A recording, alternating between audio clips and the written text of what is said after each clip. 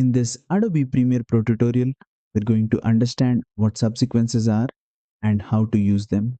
A subsequence is basically a new sequence created from a selected portion of your timeline. It helps you take a part of your edit and turn it into its own separate sequence. Let's get started.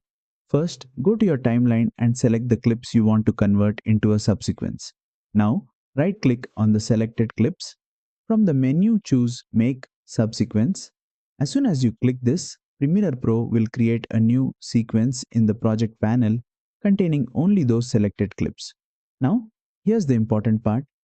Your original timeline remains exactly the same. The clips are not replaced and nothing changes in your timeline.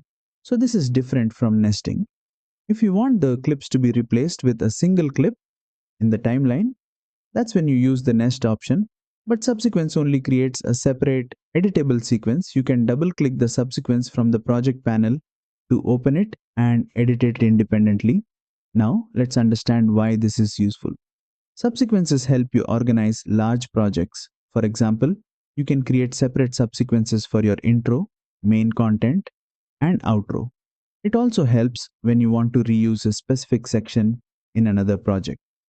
And it allows you to focus on editing smaller parts without disturbing the main timeline.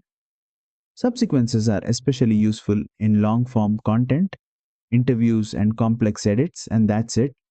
You now clearly understand what subsequences are and how they are different from nesting in Adobe Premiere Pro.